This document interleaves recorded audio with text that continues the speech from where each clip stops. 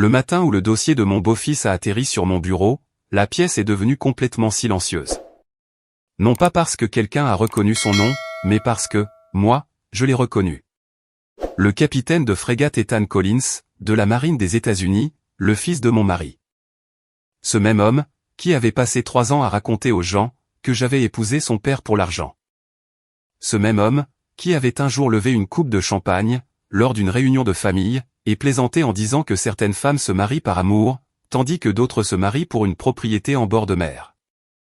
Ce même homme, qui n'avait jamais pris la peine de demander ce que je faisais dans la vie. À présent, son dossier personnel se trouvait à moins d'1 mètre de ma main droite. À l'intérieur, se trouvaient des allégations suffisamment graves pour déclencher une enquête officielle. Autour de la table de conférence, personne ne connaissait notre lien. Personne ne savait que l'officier visé par l'enquête était un membre de ma famille. Personne ne savait que, pendant des années, j'avais écouté ses insultes en gardant le sourire. Et personne ne savait que la bataille la plus difficile de ma carrière ne se déroulait pas à l'étranger. Elle se déroulait à l'intérieur même de ma poitrine. Parce que je n'étais pas seulement sa belle-mère. J'étais l'inspectrice générale de la marine. Et les règles, qui avaient guidé toute ma carrière, exigeaient une seule chose. Une équité absolue, aucun favoritisme, aucune vengeance, aucune exception, pas même pour la famille. J'ai fixé le dossier. Puis, je l'ai ouvert. Et, pour la première fois de ma vie, je ne savais honnêtement pas si mon cœur ou mon entraînement allait l'emporter. Première partie, la croqueuse de diamants, dans ma propre maison. Les gens supposent souvent que le pouvoir vous change. D'après mon expérience, le pouvoir vous révèle. Plus je vieillis, et plus je le crois. Je m'appelle Margaret Collins. J'ai 58 ans. Pendant 35 ans, j'ai servi dans la marine des États-Unis. La plupart des gens, qui me rencontraient en civil, ne l'auraient jamais deviné. Et je préférais qu'il en soit ainsi. Après des décennies d'uniformes, de cérémonies, de déploiements, d'inspections, et de responsabilités, j'ai découvert que l'anonymat était l'un des plus grands luxes de la vie. 3 ans avant que le dossier d'Ethan n'atterrisse sur mon bureau, j'ai épousé Richard Collins. Richard avait 62 ans à l'époque, c'était un homme d'affaires accompli, originaire de Virginia Beach. Il possédait une entreprise de construction, spécialisée dans les contrats gouvernementaux et le développement commercial. Il était également veuf. Sa femme, Suzanne, était décédée après une difficile bataille contre le cancer. Au moment où j'ai rencontré Richard, nous étions tous les deux assez âgés pour savoir exactement ce qui comptait. Aucun de nous ne cherchait l'aventure. Nous cherchions la paix. La relation s'est développée lentement. Un café s'est transformé en déjeuner. Le déjeuner est devenu un dîner. Le dîner est devenu de la camaraderie. Et la camaraderie, finalement, s'est transformée en amour. Il n'y avait rien de dramatique là-dedans. Juste 2 personnes, qui avaient suffisamment vécu, pour reconnaître quelque chose d'authentique, quand elles l'avaient trouvé. Richard m'a demandé en mariage par une soirée tranquille, avec vue sur la baie de Chesapeake. Pas de public, pas de photographe, pas de grands gestes, juste de l'honnêteté. C'est probablement pour cela que j'ai dit oui. La seule complication, c'était son fils, Ethan. À l'époque, Ethan avait 28 ans. Grand, confiant, beau, le genre de jeune officier que les gens suivaient naturellement. Il avait obtenu son diplôme de l'Académie navale, et il bâtissait déjà une carrière impressionnante. Richard l'adorait. Et honnêtement, d'après tout ce que j'avais entendu, je m'attendais à l'apprécier, moi aussi. J'avais tort. La première fois qu'Ethan m'a rencontré, je l'ai remarqué immédiatement. Ce sourire, qui n'atteignait pas ses yeux. Cette poignée de main, qui ressemblait plus à une obligation. Ces questions, qui semblaient polies, mais qui ne l'étaient pas, que faites-vous exactement, Margaret? J'ai souri. Je travaille pour la marine. Ses sourcils se sont levés. À faire quoi? De la supervision administrative. Ce n'était pas techniquement un mensonge. Ce n'était pas non plus, de loin, toute la vérité. Il a hoché la tête. Puis, il a jeté un coup d'œil vers son père. Quelque chose a changé dans son expression. Je ne l'ai pas compris sur le moment. Je le comprendrai plus tard. le mariage en lui-même fut intime. La famille et les amis proches. Rien d'extravagant. Richard voulait de la simplicité. Moi aussi. Pourtant, avant même la fin de la lune de miel, les chuchotements avaient commencé. Pas de la part d'inconnus, mais de la part d'Ethan. Au début, c'est venu par la famille. Une tante, qui mentionnait quelque chose de gênant. Un cousin, qui changeait de sujet trop rapidement. Un ami de la famille, qui avait l'air embarrassé. Finalement, j'ai appris la vérité. Ethan croyait que j'avais épousé son père pour l'argent. L'accusation m'a surprise. Non pas parce qu'elle blessait, mais parce qu'elle était tellement absurde. Ma pension militaire, à elle seule, était supérieure au salaire annuel de nombreux Américains. J'étais propriétaire de ma propre maison. Mes investissements étaient stables. J'avais passé des décennies à gagner chaque euro que je possédais. Pourtant, d'une manière ou d'une autre, dans l'esprit d'Ethan, j'étais une croqueuse de diamants. Richard a voulu le confronter. À maintes reprises, je l'en ai empêché. Il est en deuil, disais-je à Richard. Margaret, ça fait des années. Les gens portent le deuil différemment. Richard a soupiré. Tu lui accordes trop d'indulgence. C'était peut-être vrai. Ou peut-être que je me souvenais de ma propre jeunesse. Je me rappelais à quel point il était facile de juger des situations que l'on ne comprenait pas. Pendant un temps, j'ai espéré qu'Ethan changerait d'avis. Au lieu de cela, les choses ont empiré. Les barbecues en famille sont devenus inconfortables. Les dîners de fête sont devenus des exercices de patience. Chaque rassemblement incluait un nouveau commentaire, une nouvelle pique, une nouvelle insulte déguisée en humour. Un jour de Thanksgiving, il m'a demandé si la retraite me convenait bien. Je lui ai répondu que je n'étais pas à la retraite. Il a ri. Ça doit être sympa de ne pas avoir besoin de travailler. Plusieurs parents ont baissé les yeux vers leurs assiettes. Je me suis contenté de sourire. Une autre fois, il a fait une blague sur les contrats de mariage. Personne n'a ri, et surtout pas Richard. Pourtant, Ethan ne semblait jamais le remarquer ou s'en soucier. Ce qui était étrange, c'est que je l'admirais sincèrement. Il travaillait dur, il servait son pays, il aimait son père. Sous l'arrogance, il y avait un homme bien, en lutte avec quelque chose qu'il ne pouvait pas nommer. Je pouvais le voir, même quand lui ne le pouvait pas. Le véritable tournant s'est produit lors de la fête du 65e anniversaire de Richard. Nous l'avions organisé dans un restaurant au bord de l'eau, à Norfolk. Environ 40 invités étaient présents, des amis, de la famille, des partenaires commerciaux et des officiers militaires à la retraite. Ce fut une belle soirée, jusqu'à ce qu'Ethan commence à trop boire. Au début, personne n'a rien remarqué. Puis, ses blagues sont devenues plus bruyantes, plus tranchantes et moins prudentes. Je discutais avec l'un des amis de Richard, lorsqu'Ethan s'est levé et a tapé une cuillère contre son verre. La salle s'est tue. Il a commencé un toast. Au début, cela semblait normal, un hommage à son père. Des souvenirs d'enfance. Des histoires sur les matchs de football de la marine. Les gens ont ri. Puis, ses yeux m'ont trouvé, et tout a changé. Certaines femmes se marient par amour, a-t-il dit. Quelques personnes ont souri poliment. D'autres se marient pour une propriété en bord de mer, silence. Un silence absolu. Je me souviens avoir entendu une fourchette heurter une assiette, quelque part, à l'autre bout de la pièce. Le visage de Richard a rougi instantanément. Plusieurs invités avaient l'air horrifiés. Ethan, lui, semblait satisfait de lui-même, comme s'il avait enfin dit ce que tout le monde pensait tout bas. Mais ce n'était pas le cas. Il était le seul.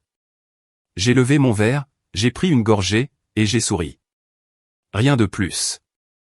Pas de dispute, pas de leçon de morale, pas de défense. Le moment est passé. La fête a finalement repris, mais quelque chose, à l'intérieur de moi, avait changé. Pas de la colère, pas du ressentiment, mais de l'acceptation. Pour la première fois, j'ai réalisé qu'Ethan n'était pas intéressé à savoir qui j'étais. Il préférait l'histoire qu'il avait lui-même inventée. Et aucune explication au monde ne pouvait rivaliser avec une croyance que quelqu'un voulait désespérément conserver. Le lendemain matin, j'ai fait ma valise. Richard m'a conduite à l'aéroport. Aucun de nous n'a mentionné le toast. Pas au début. Finalement, il a soupiré. Je suis désolé. Ce n'est pas toi qui l'a dit. Il n'aurait pas dû. J'ai regardé par la fenêtre. Il finira par comprendre, un jour.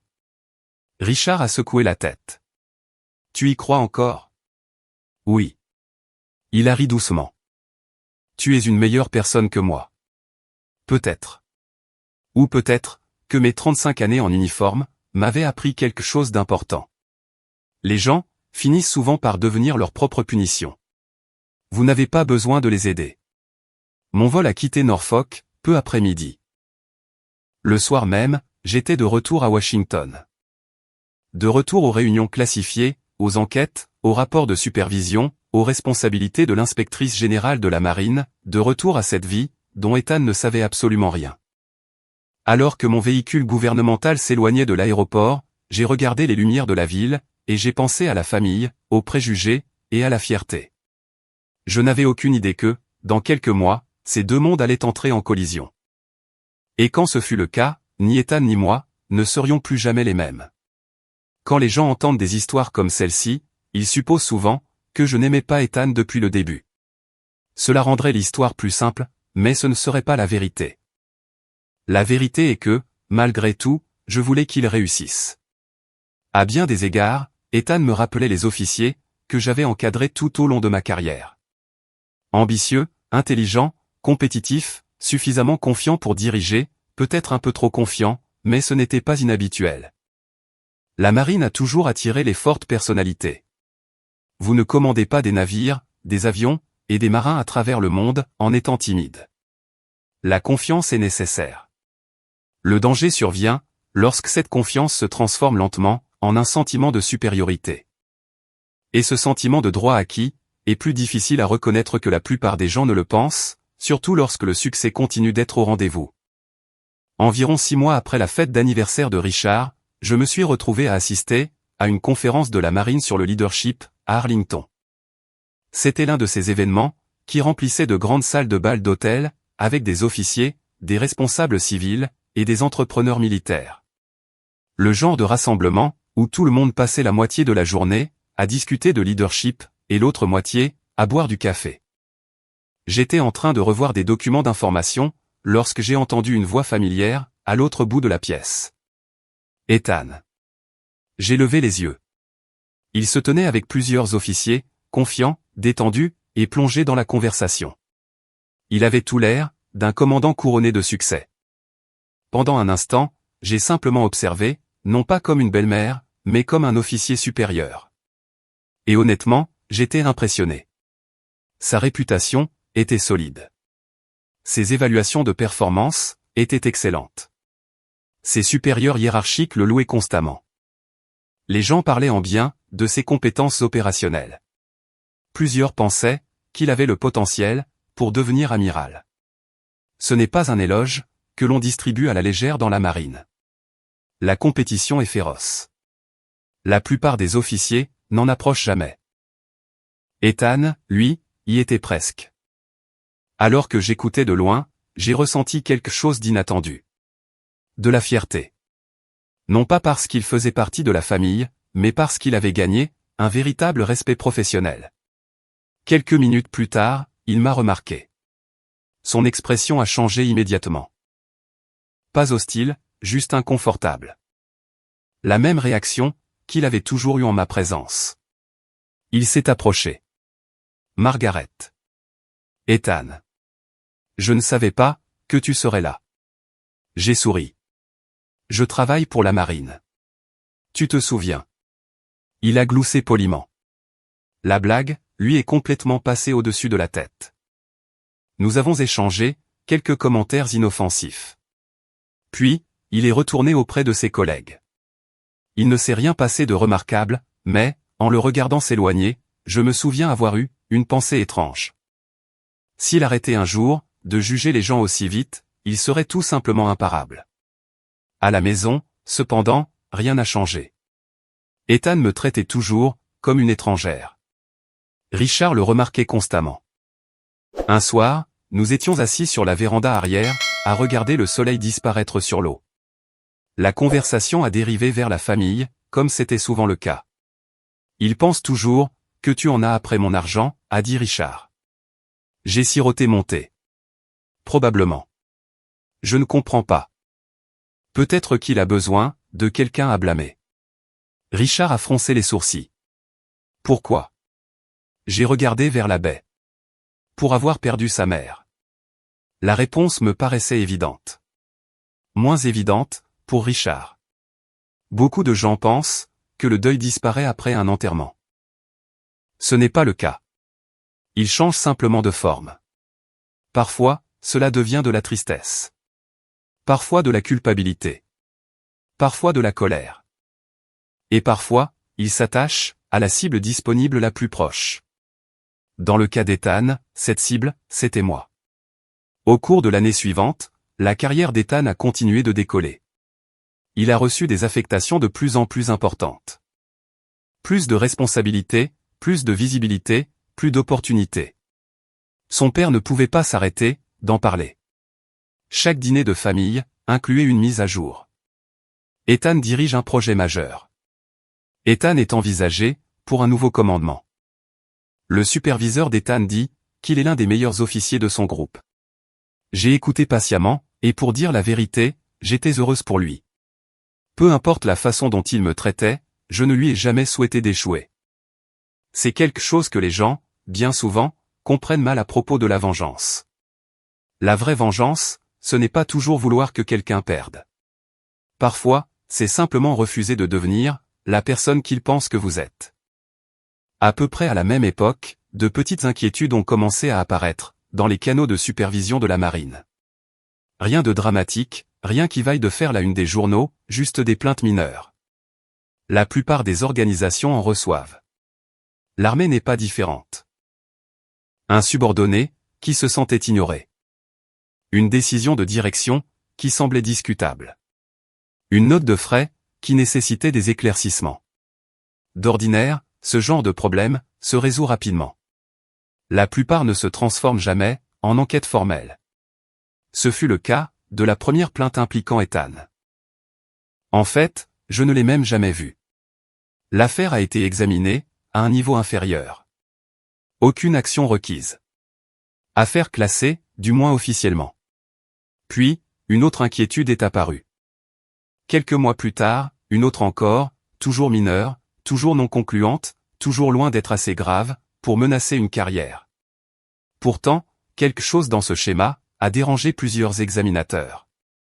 Pas les allégations en elles-mêmes, mais la constance, des personnes différentes, des endroits différents, pour des observations similaires, un commandant qui, occasionnellement, brouillait les frontières professionnelles, un leader qui s'attendait à un traitement de faveur, un officier qui n'acceptait pas toujours les critiques avec grâce.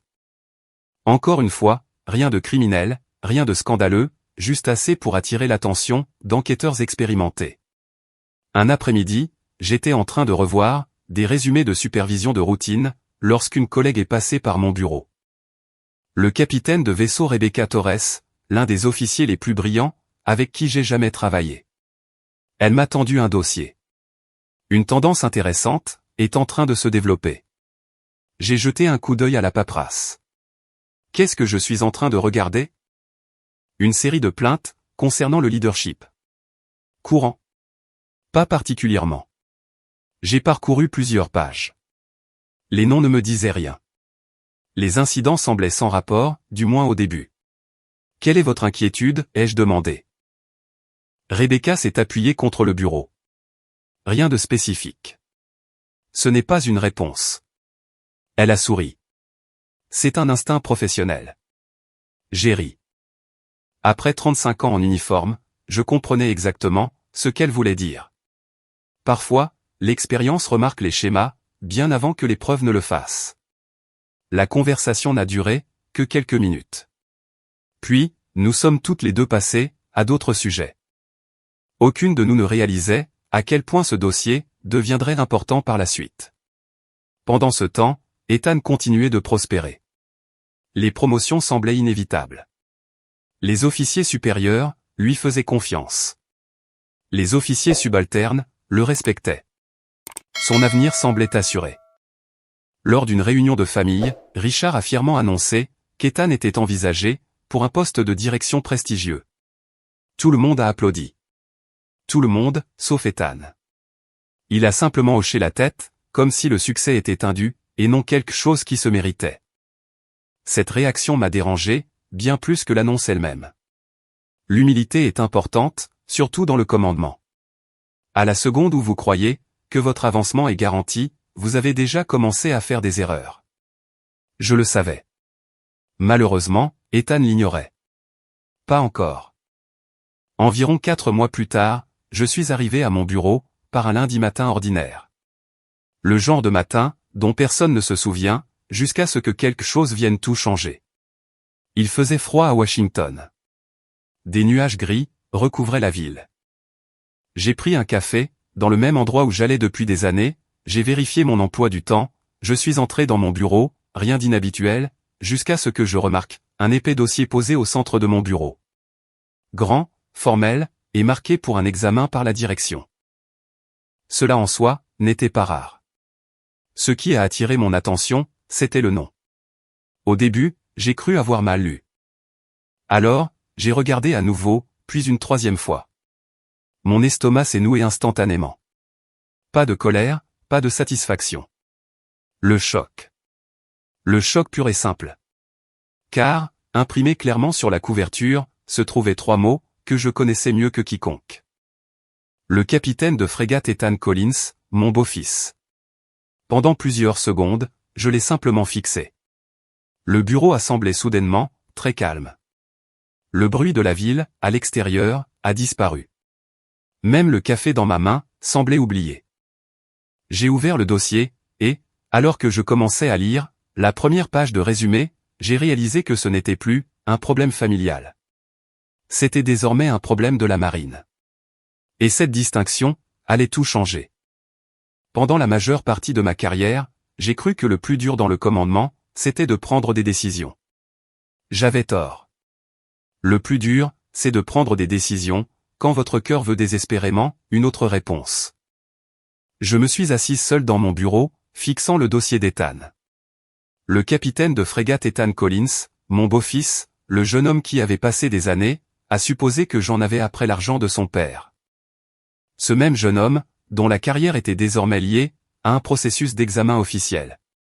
J'ai fermé le dossier, puis je l'ai rouvert. Non pas parce que je doutais de ce que j'étais en train de lire, mais parce que j'avais besoin de me rappeler quelque chose. La marine ne se soucie pas des relations familiales. Le règlement ne se soucie pas des sentiments. Les règles existent pour tout le monde. Point final. Y compris pour les personnes que nous aimons, y compris pour les personnes qui nous blessent, et surtout, pour les personnes qui nous blessent.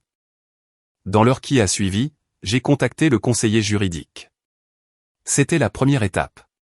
Non pas parce que j'avais fait quelque chose de mal, mais parce que la transparence est essentielle. Dès l'instant où des liens personnels existent, ils doivent être divulgués. J'ai informé les responsables compétents que le capitaine Ethan Collins était mon beau-fils. Tout a été documenté. Tout a été enregistré. Tout a été passé en revue. Les avocats ont déterminé que je pouvais rester impliqué dans le processus de supervision préliminaire, car de multiples niveaux indépendants existaient entre moi et les décisions finales concernant le personnel. Ils ont néanmoins souligné une chose. Une objectivité absolue. Aucun traitement de faveur, aucune représaille, aucun favoritisme. Exactement ce que j'aurais exigé de n'importe qui d'autre. Une fois l'appel terminé, je suis resté assis en silence, pendant plusieurs minutes, regardant par la fenêtre de mon bureau, pensant à Richard, pensant à Ethan, pensant au dîner de famille gênant, qui semblait soudainement très lointain. Ce n'était plus personnel. Ça ne pouvait plus l'être. Les allégations initiales paraissaient relativement mineures. Des préoccupations concernant le leadership, des questions sur le jugement, un possible abus d'autorité, rien de criminel, rien de sensationnel, mais suffisamment de choses pour justifier un examen plus approfondi. J'ai passé les jours suivants à examiner des rapports, des résumés d'entretien, des évaluations de personnel, des dossiers de voyage, des enquêtes sur le climat de commandement, soit des milliers de pages. La plupart des gens imaginent les enquêtes comme des confrontations dramatiques. La réalité est bien moins excitante. C'est surtout de la paperasse.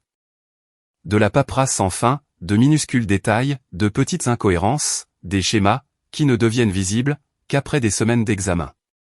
La première chose que j'ai remarquée, c'est que les points forts d'Ethan étaient réels. Il n'y avait aucun doute là-dessus. Ses évaluations de performance louaient constamment son intelligence. Les résultats de ses missions étaient impressionnants.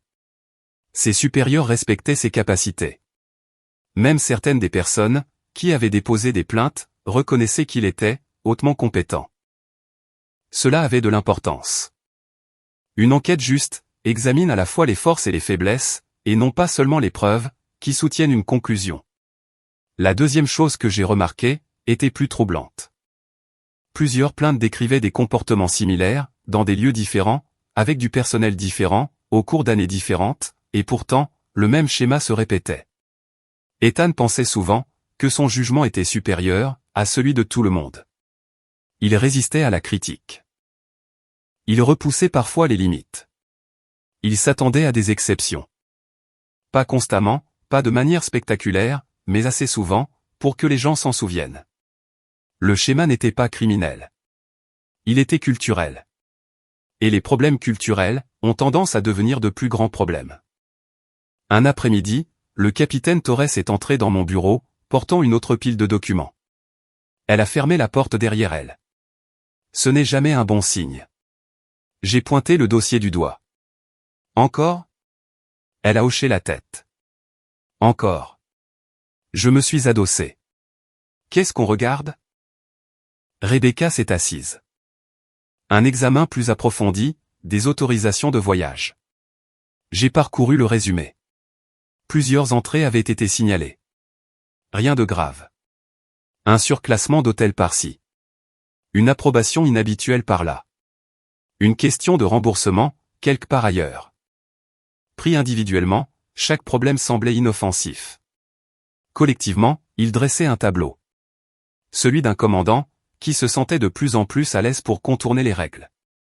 Pas pour les enfreindre, mais pour les contourner. Et c'est souvent ainsi que les ennuis commencent.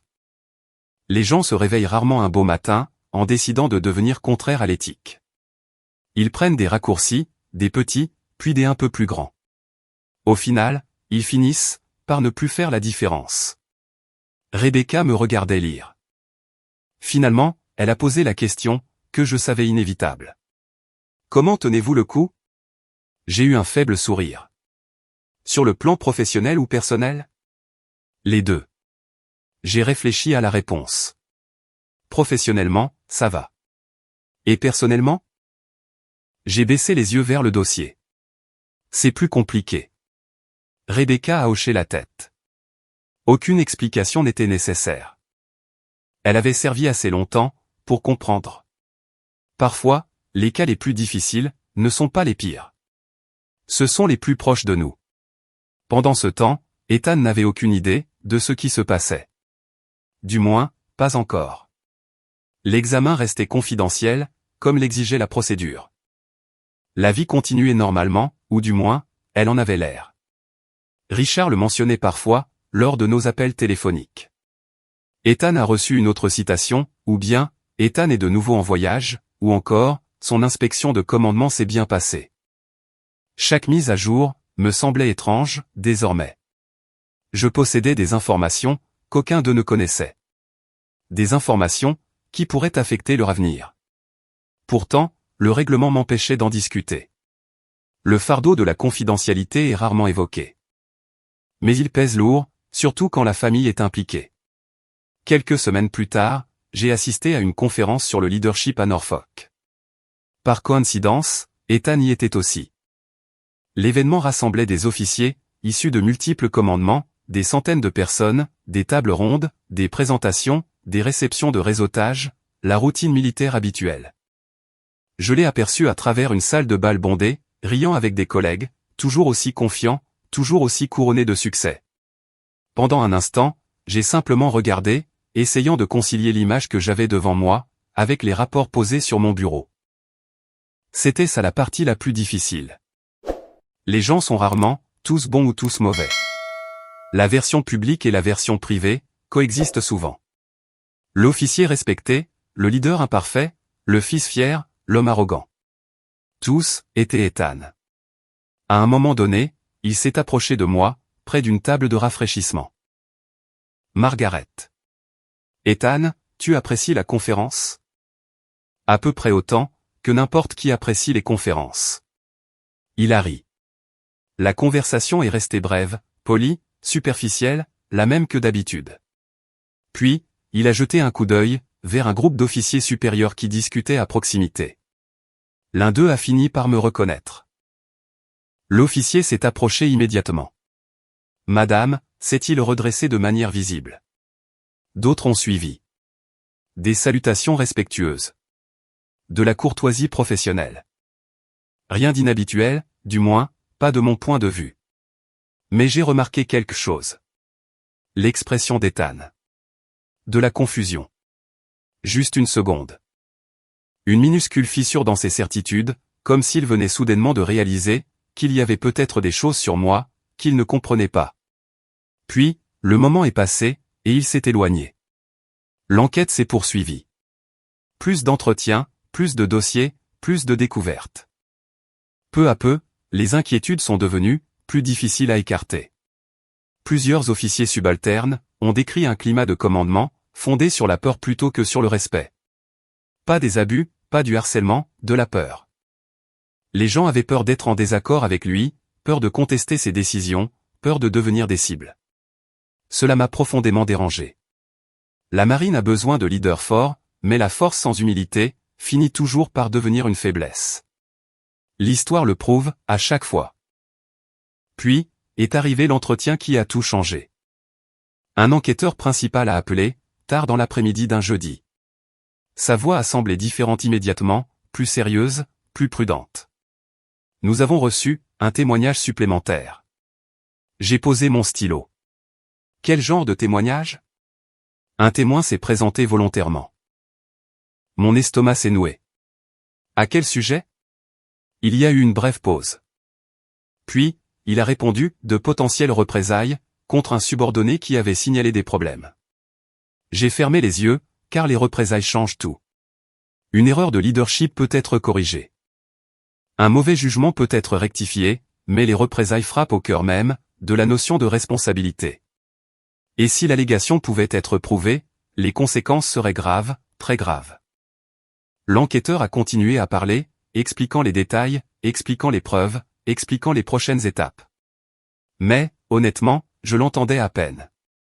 Mon esprit s'était déjà projeté en avant, vers les possibilités, vers les résultats, vers la prise de conscience, que l'avenir d'Ethan paraissait soudainement, bien moins certain qu'il ne l'était une semaine plus tôt. Lorsque l'appel s'est terminé, je suis resté assis seul, dans la lumière déclinante du soir. Le bureau était calme. La circulation de Washington bourdonnait faiblement à l'extérieur. Et, pour la première fois depuis l'ouverture de son dossier, j'ai ressenti une véritable peur. Pas pour moi, pour lui. Parce qu'un témoin venait de fournir des informations qui pourraient mettre fin à la carrière d'Ethan Collins, pour toujours. L'allégation de représailles a changé le ton entier de l'enquête. Jusque-là, il y avait de la place pour l'optimisme. Les lacunes en matière de commandement peuvent être corrigées. Le mauvais jugement peut être encadré. Même des erreurs répétées peuvent parfois devenir de précieuses leçons. Mais les représailles, c'est différent. Les représailles envoient un message à tous ceux qui regardent. Cela dit aux subordonnés que l'honnêteté a des conséquences. Cela apprend aux gens à garder le silence. Et le silence est dangereux, dans n'importe quelle organisation, et en particulier dans l'armée. Pendant près de 36 ans, j'avais vu des institutions réussir ou échouer, sur la base d'un principe simple, si les gens se sentaient en sécurité, pour dire la vérité. À présent, la question était de savoir si Ethan avait franchi cette ligne. La semaine suivante a été consumée par des entretiens, des déclarations de témoins, des examens juridiques, et de la documentation supplémentaire. Le processus a avancé prudemment. Personne ne voulait de suppositions. Personne ne voulait de raccourcis. Les faits comptaient. Les preuves comptaient. La vérité comptait, comme il se doit. L'un des témoins était un lieutenant, qui avait servi sous les ordres d'Ethan, 18 mois plus tôt. Selon les dossiers, l'officier avait fait part de ses inquiétudes, concernant plusieurs décisions discutables. Rien de criminel, rien de dramatique, simplement des inquiétudes. Peu de temps après, les responsabilités du lieutenant avaient été réduites. Ses affectations avaient changé. Ses opportunités avaient disparu. Le timing était difficile à ignorer. L'enquêteur en charge de l'entretien a résumé ses conclusions lors d'une réunion. Quand il a terminé, personne dans la pièce n'a parlé, pendant plusieurs secondes. Tout le monde en comprenait l'importance. Les preuves n'étaient pas encore définitives, mais elles étaient inquiétantes. Très inquiétantes. Je suis resté silencieuse tout au long de la discussion, écoutant, prenant des notes, faisant exactement ce que mon poste exigeait. Rien de plus, rien de moins. Ce soir-là, Richard a appelé. Dès l'instant où j'ai entendu sa voix, la culpabilité s'est installée dans mon estomac. Non pas parce que j'avais fait quelque chose de mal, mais parce que je portais un savoir, que je ne pouvais pas partager. « Comment s'est passée ta journée ?» a-t-il demandé. « Bien remplie. »« Tout va bien ?»« Juste le travail. » Il a ri doucement. « C'est ta réponse pour tout ?» C'était peut-être le cas. Pendant des décennies, j'avais appris à séparer les responsabilités professionnelles des relations personnelles. La plupart du temps, cette compétence m'a bien servi. Cette fois, j'avais l'impression de porter un secret, bien trop lourd à garder. Richard a parlé d'une partie de pêche qu'il planifiait. D'un voisin qui avait acheté un nouveau bateau. Des choses normales, des choses ordinaires, le genre de conversation que les couples mariés ont tous les jours. Et pendant tout l'appel, je n'arrêtais pas de penser à Ethan, à ce qui pourrait arriver ensuite, à toute la douleur qui s'approchait de cette famille, et à savoir si l'un de nous y était préparé. Je n'en étais pas sûr. 2 semaines plus tard, l'enquête a atteint un point critique. Un comité d'examen s'est réuni. De nouvelles découvertes ont été présentées. D'autres témoignages ont été analysés. À ce stade, le schéma était devenu difficile à rejeter. Aucun incident isolé n'aurait mis fin à la carrière d'Ethan. Là n'était pas la question. Le problème, c'était l'accumulation. Sans petite décision. Sans moment où l'humilité aurait dû prévaloir. Sans opportunité d'écouter, qui avait été ignoré. Les échecs de commandement n'arrivent que rarement d'un seul coup. Ils grandissent lentement, comme des fissures dans une fondation, invisibles, jusqu'au jour où elles ne le sont plus. Le comité est parvenu à une conclusion préliminaire. Une action administrative formelle était justifiée. L'examen pour sa promotion serait suspendu, dans l'attente de la décision finale. Des mesures correctives suivraient probablement. La recommandation a été transmise et, pour la première fois, l'avenir d'Ethan est devenu incertain. 3 jours plus tard, tout a explosé. Pas publiquement, pas dans les médias, mais au sein des canaux de la marine. La nouvelle était parvenue jusqu'à Ethan.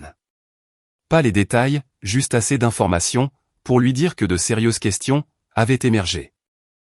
Je n'étais pas présente quand il l'a appris, mais selon plusieurs récits, il a réagi exactement, comme le font beaucoup de personnes qui réussissent, lorsqu'elles sont confrontées à un examen inattendu. D'abord, l'incrédulité, puis la colère, et enfin la détermination. Il a demandé des éclaircissements, a demandé des documents, a demandé des réunions, rien d'inhabituel. Chaque officier a des droits. Chaque officier mérite une procédure régulière. Le système existe pour cette raison. Pourtant, au fur et à mesure que le processus se déroulait, une autre vérité a émergé. Ethan n'avait jamais imaginé qu'il pourrait faire l'objet d'une enquête. Pas vraiment. Pendant des années, le succès l'avait isolé du doute de soi. À présent, cette isolation était en train de disparaître. Quelques jours plus tard, j'étais en train de revoir des rapports, quand mon assistante est entrée. « Vous avez une visite. » J'ai levé les yeux. « Qui ?» Elle a hésité. Cette hésitation m'a tout dit. Ethan Collins. Pendant un instant, aucune de nous n'a parlé. J'ai regardé ma montre. Pas de rendez-vous, pas de réunion prévue, juste Ethan, debout devant mon bureau. J'ai compris immédiatement. L'enquête l'avait rattrapé et, maintenant, il voulait des réponses. Malheureusement, je n'étais pas en mesure de lui fournir ces réponses. Faites-le entrer. Mon assistante a hoché la tête. Quelques secondes plus tard, la porte s'est ouverte. Ethan est entré. La confiance que j'avais l'habitude de voir était toujours présente, mais quelque chose d'autre s'y était joint. De l'inquiétude. Une véritable inquiétude. Il a fermé la porte derrière lui. Margaret. Ethan. Pendant plusieurs secondes, aucun de nous n'a bougé. Aucun de nous n'a souri. Finalement, il a pris la parole. J'ai une question. J'ai fait un geste vers une chaise. Tu peux la poser. Il s'est assis lentement, puis s'est penché en avant. J'ai entendu quelque chose aujourd'hui. Je n'ai rien dit. Il a continué, quelqu'un a mentionné ton bureau. Toujours rien. Puis, la question est tombée, que fais-tu exactement, pour la marine? J'ai failli rire. Non pas parce que c'était drôle, mais parce qu'après 3 ans, il posait enfin la question. 3 ans, d'innombrables dîners de famille, d'innombrables préjugés, d'innombrables occasions, et ce n'était que maintenant, que la curiosité faisait son apparition. J'ai choisi mes mots avec soin. Mon poste n'est pas pertinent pour ta situation. Il l'est pour moi. Sa voix portait de la frustration et de la confusion. C'est la confusion qui m'a le plus intéressé, car elle suggérait que les fondations de ses certitudes commençaient à se fissurer. Ethan. Quoi? Tu devrais te concentrer sur tes propres responsabilités. Il m'a dévisagé, visiblement insatisfait. Puis, il s'est levé. Sans un autre mot, il est parti. La réponse est arrivée, la semaine suivante. Pas de moi, mais de la marine. Dans le cadre des procédures administratives de routine, Ethan a examiné les documents liés au processus de supervision. Au sein de ces documents, se trouvaient des références organisationnelles, des chaînes de commandement, les autorités de bureau, des titres, des noms, des faits, le genre de faits qui se fichent pas mal, de ce que quelqu'un peut croire. Quelques heures plus tard, Richard a appelé. Sa voix paraissait abasourdie. Pas contrariée. Abasourdie. Il sait. J'ai fermé les yeux. Le moment était enfin arrivé. Que s'est-il passé? Ethan est venu à la maison. Je suis restée silencieuse. Richard a continué. Il pensait qu'il y avait une erreur. Une erreur. Il n'arrivait pas à y croire. Je comprenais parfaitement. Pendant 3 ans, Ethan s'était construit une image de moi. Une riche chasseuse de veufs. Une retraitée à l'aise. Une femme vivant sur le succès de son père. À présent, cette image était entrée en collision avec la réalité, et la réalité avait gagné. Richard a poussé un lourd soupir. Il n'arrêtait pas de poser la même question. Quelle question? Pourquoi personne ne me l'a dit? J'ai regardé par la fenêtre, vers la ligne d'horizon de Washington. La réponse semblait évidente, car personne ne l'avait cachée. Pas vraiment. Il ne s'était simplement jamais assez soucié de la poser. L'examen final s'est conclu 2 semaines plus tard. Les conclusions étaient claires. Pas de conduite criminelle, pas de corruption, pas de fraude, mais des défaillances significatives en matière de commandement, documentées, vérifiées et indéniables. Sa promotion a été suspendue. Des conséquences administratives ont suivi. Sa réputation a pris un sérieux coup, et pour la première fois de sa vie d'adulte, Ethan Collins découvrait que le talent seul ne pouvait pas le protéger d'avoir à rendre des comptes. Une semaine plus tard, une requête est apparue dans ma boîte de réception. Ni par les voies officielles, ni par des avocats, ni par la marine. Une demande personnelle, simple, directe, inattendue. Le capitaine de frégate Ethan Collins demandait une rencontre privée, non pas avec l'inspectrice générale, mais avec sa belle-mère. Et d'une certaine manière, cela m'a effrayé bien plus que l'enquête ne l'avait jamais fait. J'avais passé la majeure partie de ma carrière à me préparer pour des conversations difficiles. J'avais informé des familles de victimes, rendu des décisions mettant fin à des carrières, mené des enquêtes qui ont changé des vies, fait face à des membres du Congrès, et briefé de hauts responsables militaires. Aucune de ces expériences ne m'avait préparé à rencontrer Ethan, cet après-midi-là, parce que ce n'était pas une rencontre officielle. Il n'y avait aucun règlement pour nous guider, aucune procédure, aucune liste de contrôle, aucun grade, juste 2 personnes, portant des années de malentendus dans la même pièce. Il a demandé à me rencontrer chez moi, plutôt qu'à mon bureau. J'ai apprécié cela. Quoi qu'il arrive ensuite, cela appartenait à la famille, et non à la marine. Richard était parti, rendre visite à un vieil ami en Caroline du Nord, ce qui laissait la maison silencieuse. La baie de Chesapeake scintillait, au-delà de la terrasse arrière. Une brise chaude soufflait à travers les arbres. C'était le genre d'après-midi paisible, qui me rendait habituellement reconnaissante. Au lieu de cela, je me sentais nerveuse, véritablement nerveuse. Aussi étrange que cela puisse paraître, je n'avais aucune idée de la version d'Ethan qui allait franchir la porte. Celui en colère, celui sur la défensive, ou peut-être, l'arrogant qui s'était moqué de moi, pendant des années. À 14 heures précises, on a sonné à la porte. La ponctualité militaire. Certaines habitudes ne disparaissent jamais. J'ai ouvert la porte. Pendant un instant, aucun de nous n'a parlé. Il paraissait plus vieux que dans mes souvenirs. Pas physiquement, mais émotionnellement. Les quelques semaines précédentes avaient clairement laissé des traces. Il y avait des cernes foncées sous ses yeux. La confiance était toujours là, mais elle ne remplissait plus la pièce. L'humilité s'était enfin fait une place à ses côtés. Salut, Margaret.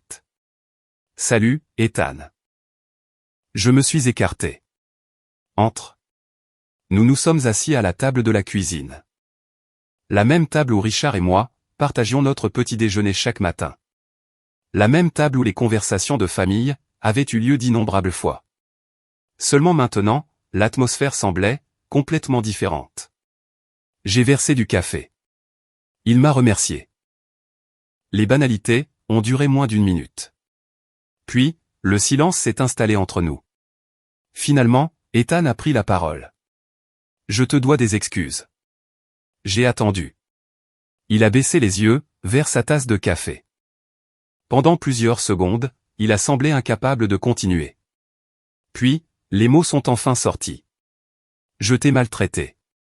Simple, direct, honnête. Plus honnête que tout ce que j'avais entendu de lui, en 3 ans. Je suis restée silencieuse, non pas parce que je voulais qu'il souffre, mais parce que certaines vérités ont besoin d'espace pour respirer. Il a pris une profonde inspiration. Je m'étais convaincu que tu avais épousé papa pour son argent. J'ai légèrement hoché la tête. Je sais. Et je l'ai dit à d'autres personnes. Je le sais aussi. Son visage s'est crispé. De l'embarras, du regret, de la honte. Ces émotions étaient impossibles à manquer. Ce qui rend les choses pires, a-t-il dit, c'est que je n'ai jamais eu la moindre preuve. Je n'ai pas répondu, car il avait raison. Il n'en avait jamais eu. Pas une seule fois. Tout n'avait été que supposition. Tout n'avait été qu'imagination. Tout n'avait été qu'une histoire qu'il avait écrite dans sa propre tête. Pendant un moment, aucun de nous n'a parlé. L'horloge de parquet, dans le salon, tic-taquait doucement. Un bateau est passé, quelque part au-delà du rivage. La vie continuait, comme elle le fait toujours. Finalement, Ethan a levé les yeux. Je peux te demander quelque chose? Bien sûr. Pourquoi ne me l'as-tu pas dit? C'était encore là. La même question que Richard avait mentionnée. La même question qu'Ethan n'arrêtait pas de poser à tout le monde. Je me suis adossé à ma chaise. Qu'aurais-je dû te dire, au juste? Qui tu étais? J'ai eu un faible sourire. Je n'ai jamais caché qui j'étais. Il a froncé les sourcils. Tu vois ce que je veux dire? En fait, non. La confusion sur son visage s'est accentuée. Alors, j'ai continué. Tu ne m'as jamais posé de questions sur ma carrière. Silence. Tu ne m'as jamais demandé où j'ai servi. Encore un silence. Tu n'as jamais demandé ce que j'ai fait pendant 35 ans. Il a baissé les yeux. Je n'essayais pas de le blesser. J'énonçais simplement des faits. Les faits ont le don de blesser, par eux-mêmes. Finalement, il a hoché la tête. Tu as raison. C'était probablement la première fois que je l'entendais me dire ces mots. La conversation s'est déplacée lentement, prudemment, comme deux personnes traversant un lac gelé, testant chaque pas, avant d'y engager tout leur poids. Pour la première fois, Ethan a posé de vraies questions, pas des questions sarcastiques, pas des questions tendancieuses, de véritables questions. Où avais-je grandi? Comment avais-je rejoint la marine? À quoi avait ressemblé ma carrière? Alors je lui ai raconté, pas tout, juste ce qu'il fallait. Je lui ai raconté mon enfance, dans l'Ohio rural, une petite ville où les opportunités étaient limitées, un endroit où personne ne s'attendait à ce que les filles deviennent amirales. Je lui ai parlé de mon engagement, dans la marine à 18 ans, des nuits passées dans des casernes bondées, de l'apprentissage de la discipline, des responsabilités, des sacrifices. Je lui ai parlé des déploiements, des années passées loin de la famille, des Noëls manqués, des anniversaires oubliés, des amis enterrés, des rêves repoussés, le prix du service, ce prix que la plupart des Américains ne voient jamais. Ethan écoutait en silence. Pour une fois, il n'attendait pas son tour de parler. Il écoutait vraiment, et je pouvais voir que quelque chose se passait. L'image qu'il avait portée pendant des années était en train de s'effondrer, pièce par pièce. Finalement, il a posé la question que je savais imminente. Étais-tu en colère? J'y ai réfléchi attentivement. Parfois. Pourquoi n'as-tu rien dit? J'ai ri doucement. Parce que se disputer ne t'aurait pas fait changer d'avis. Cette réponse a semblé le surprendre. Ça n'aurait rien changé. Non. J'ai secoué la tête. Tu ne cherchais pas des informations, Ethan. Il m'a dévisagé. Tu cherchais une confirmation. Son expression m'a dit qu'il comprenait exactement ce que je voulais dire. Les gens font souvent ça. Ils décident de ce qu'ils croient, puis passent des années à rassembler des preuves qui soutiennent cette croyance. Tout le reste est ignoré. C'est ce qu'Ethan avait fait. Non pas parce qu'il était mauvais, mais parce qu'il était humain. La conversation a continué, pendant plus de 2 heures. Éventuellement, nous avons abordé un sujet qu'aucun de nous n'avait mentionné directement. Sa mère, Suzanne, la femme dont l'absence façonnait encore cette famille, même après toutes ces années. Ethan a regardé par la fenêtre. Je crois que je te détestais, avant même de t'avoir rencontré. Cette honnêteté m'a surprise, mais je l'ai appréciée.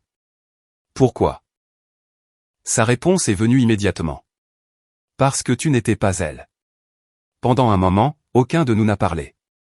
Puis il a continué. Quand papa a recommencé à fréquenter quelqu'un, je me suis senti coupable. Coupable? Il a hoché la tête. Comme si aller de l'avant signifiait l'oublier. Soudainement, tout a pris sens. L'hostilité, les préjugés, le ressentiment. Il n'avait jamais été réellement question d'argent. L'argent n'avait été que l'excuse.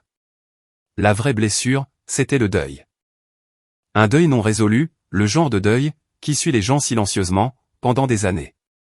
J'ai tendu le bras à travers la table, et j'ai posé ma main sur la sienne. Ce geste nous a surpris tous les deux. Ta mère voudrait que tu sois heureux. Ses yeux se sont remplis de larmes, instantanément. La réaction a été si soudaine, qu'elle l'a pris au dépourvu. Il a détourné le regard, embarrassé.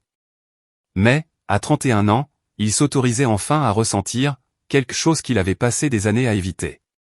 La perte. Le soleil commençait à se coucher, lorsqu'Ethan s'est enfin levé.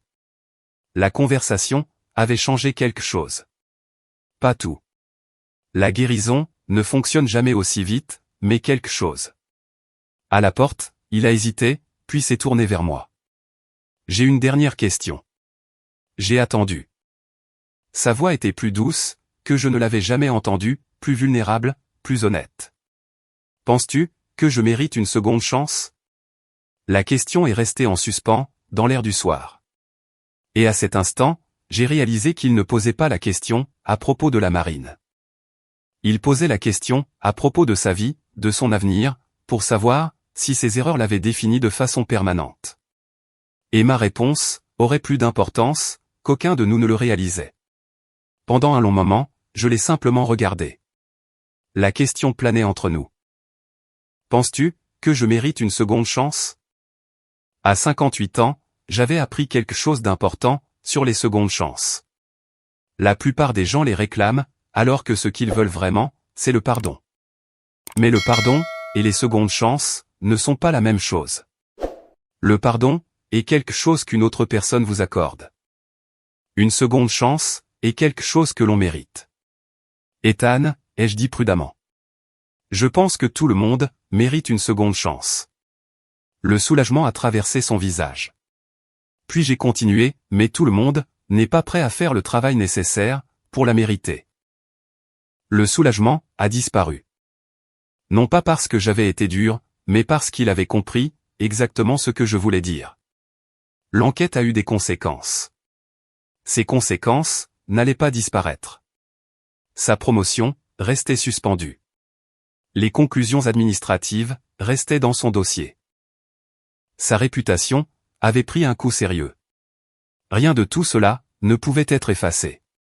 Et cela ne devait pas l'être. Les actes comptent. La responsabilité compte. L'intégrité compte, tout particulièrement dans le commandement. Il a hoché la tête, lentement. Je comprends. Pour la première fois, j'ai cru que c'était vraiment le cas. Après son départ, je me suis assise seule sur la terrasse arrière, et j'ai regardé le coucher du soleil. Le ciel au-dessus de Chesapeake, séparé d'orange et d'or. L'eau reflétait la lumière faiblissante. Tout semblait étrangement paisible. Non pas parce que la situation était résolue, mais parce que la vérité avait fini par éclater. Il y a une certaine liberté qui accompagne la vérité. Même la vérité douloureuse. Les faux-semblants s'arrêtent. Les devinettes s'arrêtent.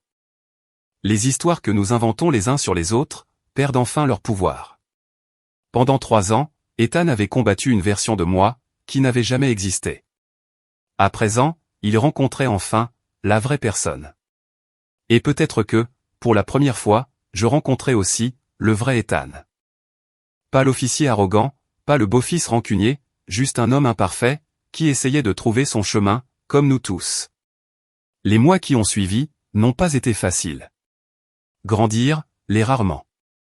La marine a exigé d'Ethan qu'il suive des programmes supplémentaires de développement du leadership. Ses responsabilités de commandement ont été ajustées. Plusieurs officiers supérieurs ont surveillé ses progrès. Certaines personnes s'attendaient à ce qu'il démissionne. D'autres supposaient que sa carrière était terminée. Ni l'un ni l'autre ne s'est produit. Au lieu de cela, quelque chose d'inattendu s'est produit. Il s'est amélioré. Pas immédiatement, pas de manière spectaculaire, mais progressivement. Un jour à la fois, les officiers qui travaillaient avec lui ont commencé à remarquer des changements. Il écoutait plus, interrompait moins, acceptait les critiques sans se mettre sur la défensive, et cherchait les retours, au lieu de les éviter. Pour la première fois, il semblait sincèrement intéressé par le point de vue des autres. Un commandant, qui connaissait Ethan depuis des années, m'a appelé en privé. Il a l'air différent. J'ai souri. Différent? C'est-à-dire? Plus humble. Il y a eu une pause. Honnêtement, il est en train de devenir un meilleur leader.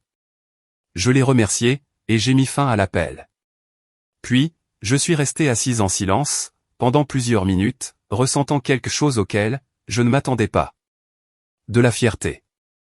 Non pas parce qu'Ethan avait réussi, mais parce qu'il avait choisi de changer.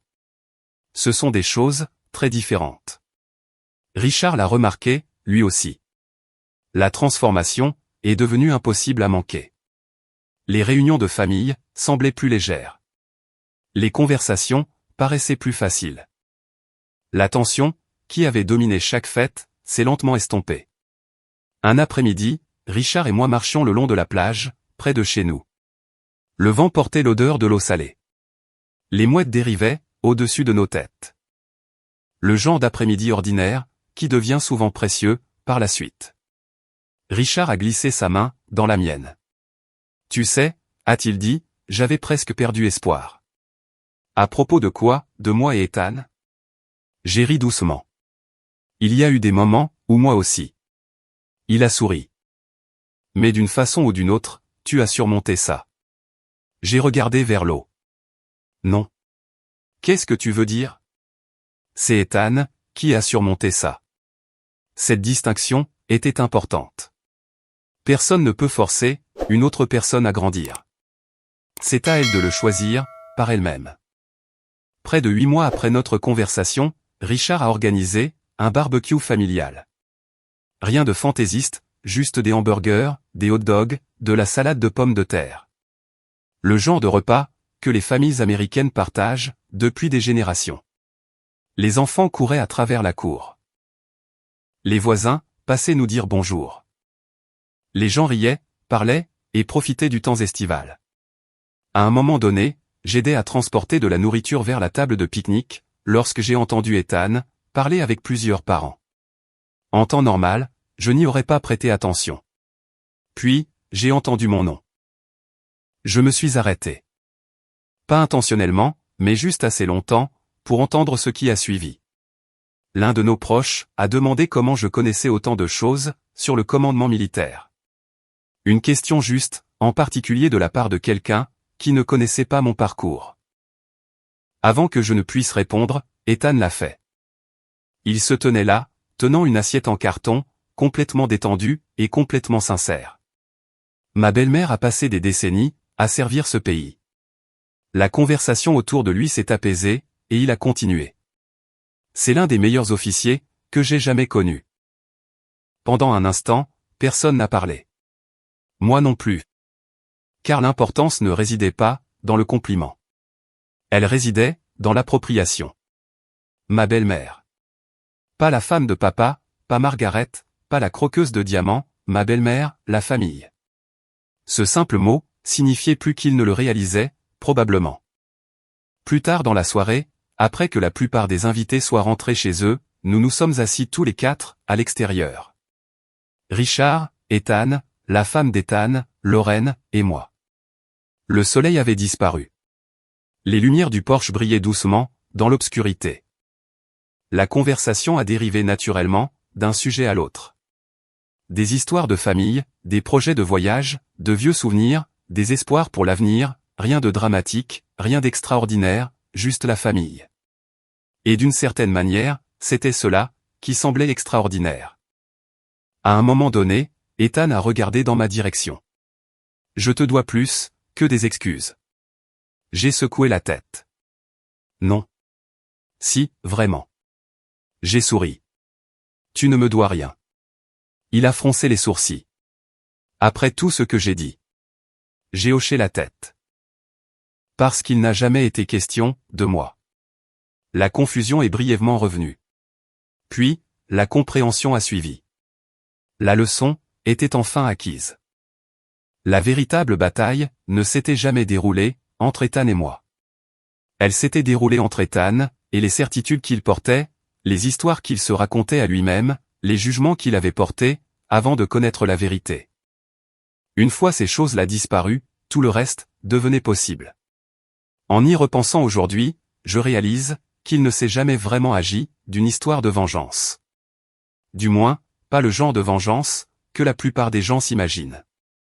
Personne n'a été détruit. Personne n'a été humilié. Personne n'a tout perdu. La plus grande victoire, ce n'était pas de regarder Ethan faire face aux conséquences. C'était de le regarder devenir quelqu'un de meilleur grâce à elle. C'est un résultat bien plus significatif, pour lui, pour Richard, pour notre famille, et honnêtement, pour moi. Car la vie m'a appris une chose, qu'il m'a fallu des décennies à comprendre. Les personnes qui nous blessent, portent souvent des blessures, que nous ne pouvons pas voir. Cela n'excuse pas leur comportement. Mais comprendre ces blessures, peut parfois accomplir, ce que la colère n'accomplira jamais. Alors, si vous êtes resté avec moi tout au long de cette histoire, peut-être y a-t-il quelqu'un, dans votre propre vie, que vous avez mal compris, ou quelqu'un, qui vous a mal compris. Peut-être que la leçon, ne consiste pas à prouver qui a raison. Peut-être qu'il s'agit, de poser une question de plus, avant de porter, un jugement de plus. Vous pourriez être surpris, par ce que vous apprendrez. Et si cette histoire, vous a touché d'une manière ou d'une autre, j'adorerais que vous partagiez, vos pensées et vos expériences. Des histoires comme celle-ci, nous rappellent que la croissance, le pardon, et la famille, peuvent toujours avoir de l'importance, à n'importe quel âge. Et si vous appréciez les histoires sincères, sur la vie, la résilience, et les secondes chances, j'espère que vous vous joindrez à moi.